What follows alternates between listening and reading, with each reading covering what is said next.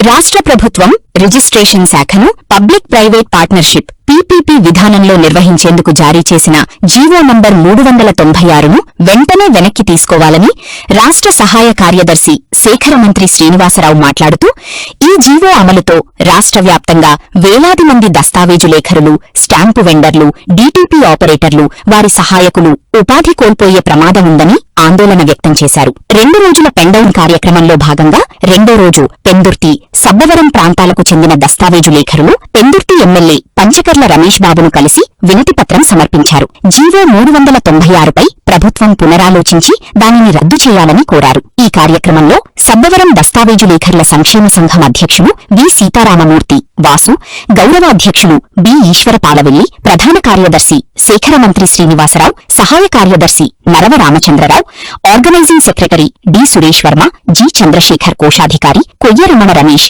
DTP operator Jagadish Ganesh తదితరులు పాల్గొన్నారు. శ్రీనివాసరావు, ఆంధ్రప్రదేశ్ రాష్ట్ర దస్తావేజు లేఖర్ల సంక్షేమ సంఘం జాయింట్ సెక్రటరీగా అనకాపల్లి జిల్లా నుంచి ప్రాతినిధ్యం వహిస్తూ సబ్బవరం సబ్ రిజిస్ట్రార్ ఆఫీసులో దస్తావేజు లేఖరుగా గత 20 సంవత్సరాల నుంచి నేను ఇక్కడ వర్క్ చేసుకుంటూ ఉన్నాను.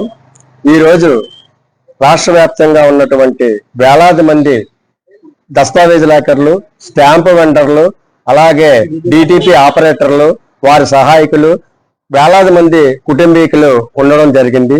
ఈరోజు ప్రభుత్వం గత నెల 23వ తారీఖునటువంటి మంత్రిమండలి సమావేశంలో తీసుకున్నటువంటి నిర్ణయం మేరకు 30/6/2026 తేదీన 396 అనేటువంటి ఒక జీవోని తీసుకొచ్చింది ఆంధ్రప్రదేశ్ ప్రభుత్వం. ఆ జీవో సారాంశం ఏంటంటే, ఆర్ఎస్కే రిజిస్ట్రేషన్ సేవా కేంద్రాలు అని చెప్పేసి ఒక జీవోని తీసుకురావడం వల్ల మాకున్నటువంటి భయం ఏంటంటే, ఈ యొక్క ఆర్ఎస్కే కేంద్రాలని ప్రైవేటు వాళ్ళకి పీపీపీ విధానం అంటే పబ్లిక్ ప్రైవేట్ పార్ట్నర్షిప్ ద్వారా ఇవ్వడం వలన మొత్తం దస్తావేజ్ అంతా తయారు చేయడం వాళ్ళే, పీడీఈ పబ్లిక్ డేటా ఎంట్రీ తయారు చేయడం వాళ్ళే, అలాగే చలనా కట్టడం వాళ్ళే, తదుపరి బ్యాక్ ఆఫీస్ లో ఉన్నటువంటి సబ్ రిజిస్ట్రార్లు నంబర్ వేసి పంపించే కార్యక్రమం మీద రాష్ట్ర ప్రభుత్వం తీసుకొచ్చినటువంటి జీవో వల్ల రాష్ట్రంలో ఉన్నటువంటి వేలాది మంది దస్తావేజు లేఖరులు, స్టాంపు వెండర్లు, వాళ్ళ సహాయకులు అందరూ కూడా రోడ్డు మీదకి వచ్చేటువంటి పరిస్థితి ఏర్పడుతుంది.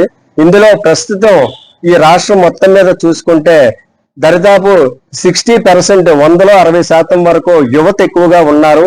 మరి ఇది ఈ దస్తావేజు లేఖరి అనేటువంటి వృత్తి ఈ రోజుది కాదు, దశాబ్ద కాలం నుంచి, శతాబ్ద కాలం నుంచి, అంటే దరిదాపు 100 సంవత్సరాలు బ్రిటిష్ గవర్నమెంట్ వాళ్ళు ఉన్నటువంటి అప్పటి చట్టాలను ఇప్పటికీ కూడా రిజిస్ట్రేషన్ డిపార్ట్మెంట్ వారు 1908 చట్టాన్ని అవలంబిస్తూ ఈ యొక్క ఆంధ్రప్రదేశ్ మొత్తం మీద రిజిస్ట్రేషన్ ని ఏర్పాటు చేసుకుని చాలా మంది జీవిస్తూ ఉన్నారు.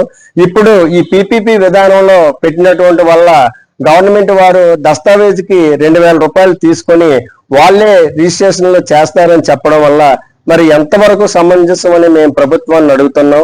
ఈ వేలాది మంది కుటుంబాలు, దరిదాపు 1,00,000 పైచలకు కుటుంబాలు ఈ ఆంధ్రప్రదేశ్ మొత్తం మీద 298 ఆఫీసుల్లో ఉండడం వల్ల మరి వీళ్ళందరినీ కూడా రోడ్డు మీదకి వచ్చేటువంటి పరిస్థితి.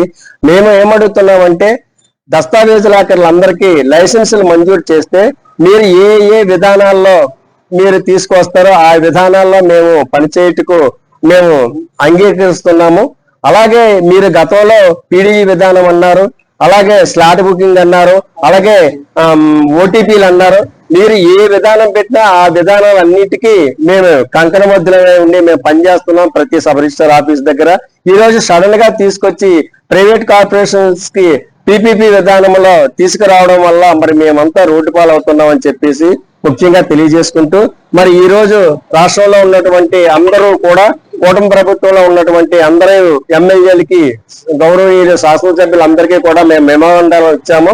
ఈ రోజు మా పెందుర్తి నియోజకవర్గం అనేటువంటి శాసనసభ్యులు గౌరవనీయులు శ్రీ పంచకర్ల రమేష్ బాబు గారికి కూడా సబ్బవరం, పెందుర్తి లేఖరులందరినీ కలిపి వెళ్లి మా యొక్క విన్నపాన్ని ఆయనకి విన్నవించుకున్నాం.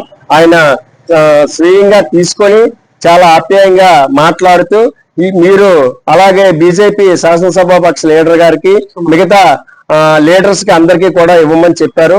నిన్ననే మేము మా నర్సీపట్నంలో ఉన్న మా సోదరులందరూ కలిపి సభాపతి గారికి, స్పీకర్ గారికి కూడా ఇవ్వడం జరిగింది. అలాగే వివిధ జిల్లాల్లో వివిధ నియోజకవర్గాల్లో ఉన్నటువంటి వాళ్ళందరికీ కూడా మా యొక్క సాధక బాధకల్లా తెలుసుకుంటున్నాం. ప్రభుత్వం దీనిపై స్పందించి మమ్మల్ని రోడ్డున పడేయకుండా మాకు ఒక జీవనోపాధి చూపించే విధంగా చెయ్యాలని చెప్పేసి ఈ సందర్భంగా మీడియా ముఖంగా మేము విన్నవించుకుంటున్నాం. ఇది మా యొక్క దీనస్థితి, దస్తావేజుల యొక్క దీనస్థితి ఈ రకంగా ఉంది ప్రస్తుతం అని చెప్పేసి మీ ముఖంగా ఈ మీడియా ముఖంగా మేము తెలియజేసుకుంటున్నాం.